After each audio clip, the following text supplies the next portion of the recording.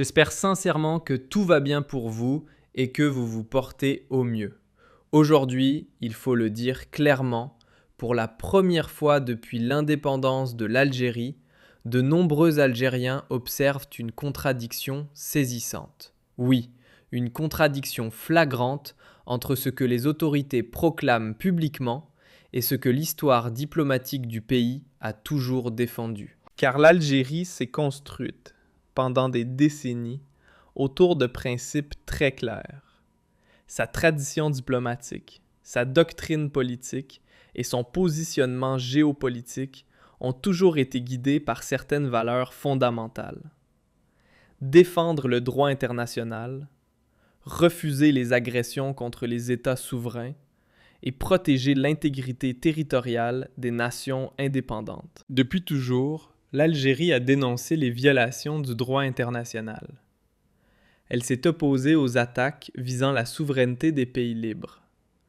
Elle a condamné toute atteinte à l'unité nationale et aux frontières reconnues des États indépendants. De la même manière, elle a constamment critiqué les interventions étrangères, les guerres déclenchées par des puissances extérieures, les opérations militaires et les agressions armées menées contre des nations reconnues par la communauté internationale. Bref, pendant des décennies, la ligne officielle semblait claire: refuser toute domination, toute ingérence et toute violation de la souveraineté des peuples. Le fossé est aujourd'hui encore plus impressionnant entre ce qui est dit, ce qui est raconté dans la presse algérienne, que ce soit dans les médias privés ou dans les médias publics, et la position officielle de l'État algérien. Quand on lit la presse algérienne, il y a un positionnement, une mobilisation générale en faveur de l'Iran contre Israël et contre les États-Unis d'Amérique, qui lui ont imposé une guerre et qui ont lancé une guerre terrifiante et disproportionnée, avec des attaques et des bombardements intensifs, y compris contre des sites civils, provoquant plusieurs centaines de morts, dont des enfants. Depuis le 28 février 2026, la presse algérienne dénonce l'agression américaine et israélienne contre l'Iran. Que ce soit la presse privée ou la presse publique, même sur les radios publiques ou les télévisions publiques algériennes, il y a une liberté de ton pour dénoncer l'agression israélienne et l'agression américaine. Sauf que les dirigeants algériens, de l'autre côté, notamment au niveau du ministère algérien des Affaires étrangères ou les décideurs responsables de la politique étrangère du pays, adoptent un tout autre discours et adoptent un comportement totalement différent de ce qui est dit, de ce qui est prononcé, de ce qui est analysé, de ce qui est proclamé dans les médias publics algériens. Cette divergence peut sembler banale. En réalité, c'est une situation surprenante, car ce décalage ne concerne pas seulement l'opinion publique, il touche aussi l'ensemble des institutions de l'État, comme les médias publics. Cela signifie qu'il y a eu des orientations qui ont été données par les décideurs algériens. Vous ne dites pas ce que je fais sur la scène politique et diplomatique.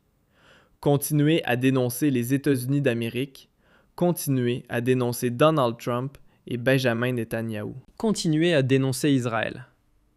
Mais moi, ce que je fais à la tête de l'appareil diplomatique du pays ou ce que je fais sur la scène internationale, les positions affichées au niveau de la communauté internationale par les décideurs algériens sont, encore une fois, totalement incohérentes par rapport à la fois à l'histoire du pays et par rapport au discours médiatique ambiant ou dominant en Algérie. À quoi est due cette contradiction ? À quoi est due cette incohérence ? Nous allons vous montrer quelques communiqués qui demandent. Nous allons analyser, pas vous montrer, nous allons analyser petit à petit l'évolution ou l'attitude évolutive des décideurs algériens, des dirigeants algériens face à cette guerre lancée par les États-Unis d'Amérique, Israël contre l'Iran. Et vous allez, je pense, être d'accord avec notre conclusion pour dire, à la fin, qu'Abdelmadjid Tebboune, le régime Tebboune, a choisi son camp entre l'Iran, Israël et les États-Unis d'Amérique. Le régime Tebboune a choisi le camp d'Israël et des États-Unis. La preuve, il y a un communiqué récent qui a été publié par le ministère des Affaires étrangères. C'est un communiqué qui date du 8 mars 2026, c'est-à-dire hier. Hier, comme vous le voyez à l'écran, Ahmed Attaf, le chef de la diplomatie algérienne, s'est entretenu par téléphone avec le ministre des Affaires étrangères de la République d'Azerbaïdjan. L'Azerbaïdjan, c'est un pays voisin de l'Iran. C'est un pays de 10 millions d'habitants. Il est situé entre la Russie, l'Iran et l'Arménie. C'est un pays du Caucase. C'est un pays d'Asie mineure, un pays de culture turkmène, connu pour être l'un des plus importants producteurs de gaz et de pétrole dans la région. Presque 600 000 barils de pétrole par jour. C'est presque l'équivalent de l'Algérie qui est à 1 100 000 barils par jour. C'est un pays riche et c'est un pays voisin de l'Iran. L'Azerbaïdjan a été attaqué récemment. Plus exactement, je crois, le 5 mars dernier. Il a été attaqué par un missile iranien au niveau d'une ville importante qui est située en Azerbaïdjan. Un missile s'est abattu, ou un drone. Certaines sources parlent de drone, d'autres sources parlent de missile, qui a détruit une cible tout près d'un aéroport d'une ville azerbaïdjanaise. Des sources gouvernementales de l'Azerbaïdjan ont même déploré quelques blessés et, depuis, les tensions ne cessent de monter entre l'Azerbaïdjan et l'Iran. Plus récemment encore, l'Azerbaïdjan, le 7 mars dernier, c'est-à-dire la veille même de cette communication téléphonique qui a réuni le chef de la diplomatie algérienne avec le chef de la diplomatie azerbaïdjanaise, le gouvernement de l'Azerbaïdjan a diffusé une vidéo par le biais des médias azerbaïdjanais qui montre des enquêteurs montrant des explosifs qui auraient été récupérés au cours d'une opération menée par des agents iraniens, avec pour but de déstabiliser l'Azerbaïdjan et de s'attaquer à des installations énergétiques importantes,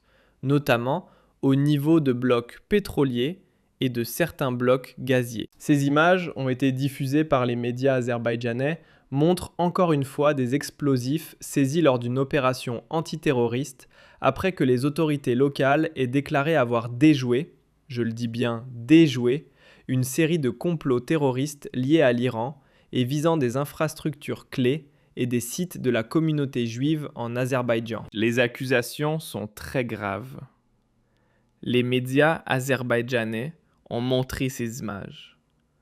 Les autorités d'Azerbaïdjan ont leur service secret connu sous le nom des SSS. Les services de sécurité de l'État de l'Azerbaïdjan sont persuadés que des espions iraniens ou que des cellules dormantes liées à l'Iran voulaient torpiller, s'attaquer et menacer des installations stratégiques comme l'oléoduc Bakou-Tbilissi-Ceyhan qui relie l'Azerbaïdjan à la Turquie via la Géorgie, et un dirigeant de la communauté juive Mizrahi, localement implanté en Azerbaïdjan, aurait été aussi dans le viseur de ces terroristes liés à l'Iran. Les accusations sont très graves. Le gouvernement iranien, au départ, n'a pas commenté pour le moment. Mais concernant l'attaque qui a été perpétrée le 5 mars 2026, l'Iran a totalement nié toute implication et avait accusé Israël. Le président de l'Azerbaïdjan, il s'appelle Ilham Aliyev, il était déjà venu à Alger. Il a même visité le mémorial des martyrs. Il a rencontré Abdelmadjid Tebboune. Il était venu lors d'un événement international. C'était l'une de ses rares visites à Alger. Il s'est entretenu avec Abdelmadjid Tebboune. Il avait même invité Abdelmadjid Tebboune à effectuer une visite d'État importante en Algérie. Et la relation entre l'Azerbaïdjan et l'Algérie, il faut dire qu'elles sont très superficielles. Il n'y a pas de rapport extrêmement important ou très puissant entre les deux pays. Récemment, il y avait un envoyé spécial du président de l'Azerbaïdjan qui avait été reçu à Alger. Cela s'est passé en 2025. Il y a des tentatives de créer des partenariats et des relations, etc. Il y a des messages qui sont échangés entre les dirigeants algériens et l'Azerbaïdjan. Mais, historiquement parlant, ce n'est pas un pays qui est proche de l'Algérie. C'est un pays qui a commencé à être proche de l'Algérie depuis les récents événements qui ont ébranlé la région. Et le plus surprenant, c'est que la diplomatie algérienne, qui n'a pas, je le rappelle, depuis le 28 février 2026, la diplomatie algérienne n'a pas dénoncé l'agression israélienne et américaine contre l'Iran. La diplomatie algérienne n'a pris aucun contact avec les autorités iraniennes. La diplomatie algérienne n'a exprimé aucune solidarité. L'État algérien, mis Abdelmadjid Tebboune, mis le ministère algérien des Affaires étrangères, ni aucune instance officielle ou gouvernementale algérienne n'a manifesté sa solidarité avec l'Iran, où aucun message de paix, de fraternité, d'amitié ou de soutien n'a été adressé par l'Algérie à l'Iran. Alors qu'Abdelmadjid Tebboune, depuis 2024, a initié un rapprochement important avec les Iraniens durant son premier mandat, qui a été couronné par une visite importante de l'ancien président iranien à Alger. Nous allons parler de cet épisode dans la prochaine émission. Une série d'accords a été signée. De nombreux accords ont été signés et conclus entre l'Algérie, le gouvernement, le régime Tebboune et le régime iranien. Il y a eu un rapprochement, voire même une petite lune de miel qui a commencé à voir le jour entre l'Iran et l'Algérie durant les années 2023-2024 jusqu'à 2025. Malgré cette amitié algéro-iranienne, le régime Tebboune a préféré se rapprocher davantage d'un pays comme l'Azerbaïdjan, où les intérêts de l'Algérie sont beaucoup moins importants. Je dis bien beaucoup moins importants. La seule fois où le président de l'Azerbaïdjan était à Alger, c'est lors du sommet des chefs d'État arabes. C'était en 2022, le 1er novembre. C'était en sa qualité de président du mouvement des pays non alignés. Il était présent au 31e sommet des chefs d'État de la Ligue arabe. C'était entre le 1er et le 2 novembre 2022. C'était la seule visite du président de l'Azerbaïdjan en Algérie. Et à cette occasion, Abdelmadjid Tebboune l'avait rencontré. Et depuis, des rapports qui restent complètement superficiels.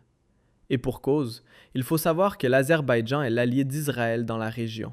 C'est l'un des partenaires les plus importants d'Israël. Donc le régime Tebboune, je le rappelle, depuis le 28 mars, pas de réaction en faveur de l'Iran, pas de condamnation, pas de dénonciation. Le 1er mars, comme vous allez voir les images à l'instant, le 1er mars 2026, Abdelmadjid Tebboune a pris lui-même l'initiative de contacter plusieurs dirigeants des pays arabes, des pays du Golfe, qui ont été attaqués par l'Iran ou qui ont été touchés par les attaques iraniennes, comme l'Arabie saoudite, comme Bahreïn, comme le Sultanat d'Oman, comme le Koweït, à l'exception du président des UAE, qui n'a pas été appelé. Il n'a pas été approché en raison du froid diplomatique qui règne entre Alger et Abu Dhabi. Tous les autres présidents des monarchies du Golfe ou tous les autres monarques et chefs d'État des pays du Golfe ont été contactés par Abdelmadjid Tebboune, qui leur a manifesté sa solidarité et son soutien. Mais il semble oublier que, dans cette histoire, il y a un agresseur et un agressé. Que ce n'est pas l'Iran qui a déclenché la guerre, que ce n'est pas l'Iran qui a été le premier pays agressé, que l'Iran ne fait que riposter à des attaques américaines et israéliennes. Certes, les pays du Golfe n'ont pas attaqué l'Iran, mais les pays du Golfe abritent des bases militaires américaines très importantes. Certes, il ne faut absolument pas cautionner, ni soutenir, ni rester insensible aux attaques iraniennes contre les pays du Golfe, mais faut-il rester insensible, impassible et indifférent aux attaques américaines et israéliennes lancées contre l'Iran et par la suite contre un pays comme le Liban? Le président Abdelmadjid Tebboune n'a pas encore appelé le président libanais. L'ambassadeur du Liban à Alger n'a pas été convié, comme les autres ambassadeurs des pays des monarchies du Golfe, au siège du ministère algérien des Affaires étrangères pour recevoir le soutien, les vœux de solidarité et les messages d'amitié de la diplomatie algérienne et de l'establishment algérien. Donc tous les pays qui ont été contre l'Iran sont soutenus par Abdelmadjid Tebboune et son régime. Ils sont félicités, ils sont encouragés, et l'Algérie leur témoigne son amitié et sa solidarité. Cela signifie quoi? Cela signifie que l'Algérie a choisi son camp. Un pays comme l'Azerbaïdjan, quand le régime Tebboune appelle, ou quand le chef de la diplomatie algérienne contacte le chef de la diplomatie de l'Azerbaïdjan dans une entrevue officielle, c'est un communiqué, encore une fois, du ministère algérien des Affaires étrangères qui le confirme. Une telle prise de contact, une telle démarche, au cours de laquelle l'Algérie, encore une fois, a exprimé son soutien et s'est enquise de la situation régionale en écoutant, en prenant en considération le point de vue des autorités de l'Azerbaïdjan. L'Algérie n'a pris aucun contact avec l'Iran. Elle n'a pas du tout adopté la même initiative ni la même approche avec l'Iran, alors que c'est l'Iran qui a été quand même le premier pays attaqué et agressé et qui ne fait que se défendre si on applique un constat objectif et si on applique les normes du droit international. Parce que, on le sait, Abdelmadjid Tebboune adore le droit international lorsqu'il parle de la question du Sahara occidental. Il se cache toujours derrière la légitimité du droit international. Il arbore les différentes dispositions du droit international qui garantissent au peuple le droit d'accéder au principe de l'autodétermination. Quand on parle de la question palestinienne, l'Algérie parle toujours du droit international. Justement, dans le droit international, il est interdit d'agresser un autre pays. Il est interdit de violer la souveraineté nationale d'un autre pays. Il est interdit de toucher à la sécurité d'un autre pays. Il est interdit d'attaquer militairement un autre pays. Sauf que le droit international, apparemment, a été oublié par Abdelmadjid Tebboune, qui s'est solidarisé avec tous les pays opposés à l'Iran, et qui n'a pas donné, ou n'a pas accordé, ne serait-ce qu'une heure de son temps, qui n'a pas accordé le moindre mot de soutien, et qui n'a pas accordé son attention à l'Iran. Je rappelle qu'entre l'Azerbaïdjan et Israël, il y a des relations solides et stratégiques, marquée par une coopération militaire et économique étroite dans tous les domaines. Les deux pays se reconnaissent depuis 1992. Il y a des liens diplomatiques officiels et directs entre l'Azerbaïdjan et Israël. Juste après l'indépendance de l'Azerbaïdjan de l'Union soviétique, Israël a reconnu l'indépendance de ce pays. Ces liens entre Israël et l'Azerbaïdjan se sont distingués par une discrétion initiale. Mais, au fil des années, ils ont évolué vers une alliance plus affirmée, notamment depuis l'ouverture de l'ambassade de l'Azerbaïdjan en Israël en 2023, un événement qui a marqué le 30e anniversaire des liens bilatéraux. L'Azerbaïdjan, qui est un pays à majorité musulmane chiite, mais laïque, et situé tout à côté de l'Iran, est considéré aujourd'hui comme l'un des partenaires clés et les plus fiables d'Israël, notamment en matière d'acquisition d'armes, d'armement, d'équipements militaires, de coopération sécuritaire et au niveau du renseignement. Israël et l'Azerbaïdjan vivent une véritable lune de miel à plusieurs égards. Entre 2025 et 2026, des visites de haut niveau, comme celle du ministre israélien des Affaires étrangères, ont pu être organisées à Bakou, la capitale de l'Azerbaïdjan. Des responsables de l'Azerbaïdjan sont partis aussi à Tel Aviv. Il y a eu des accords en matière de partenariat stratégique dans l'énergie, la défense, l'agriculture, le tourisme et la technologie. Et malgré toutes les tensions régionales qui touchent le monde musulman, l'Azerbaïdjan n'a jamais suspendu ses liens, ni sa coopération, ni les affaires qui le lient avec Israël. L'Azerbaïdjan est même le principal fournisseur de pétrole d'Israël. Il couvre jusqu'à 40 à 60% de ses besoins en carburant.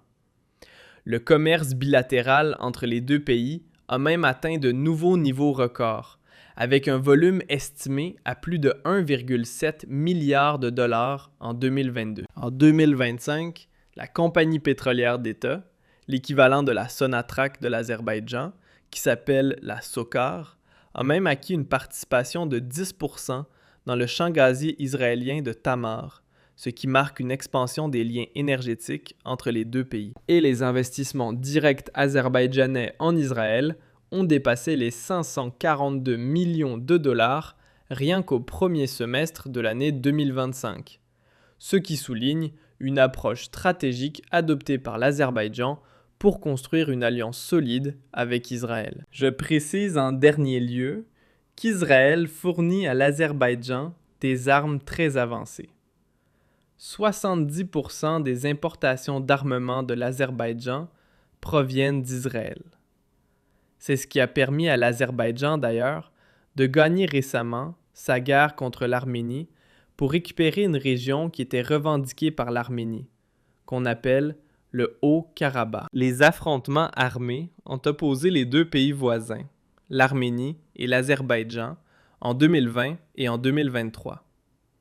Donc l'Azerbaïdjan est l'allié d'Israël, l'allié déclaré d'Israël. Abdelmadjid Tebboune, de 2020 à 2024, jusqu'à ce qu'il obtienne son deuxième mandat, et avant l'arrivée de Donald Trump à la Maison-Blanche en janvier 2025, était habitué à une rhétorique anti-israélienne, anti-sioniste, qui diabolisait en permanence Israël, ses réseaux et ses relais, et qui élevait la question palestinienne au rang des questions sacrées, au rang des constantes nationales. Le régime Tebboune, en personne, ses collaborateurs, ses dirigeants, l'appareil politique, sécuritaire et militaire du régime a même criminalisé tout lien direct ou indirect avec Israël. Comme par hasard, en février 2026, alors même qu'Israël a déclenché la guerre contre l'Iran, alors qu'Israël détruit des villes entières en Iran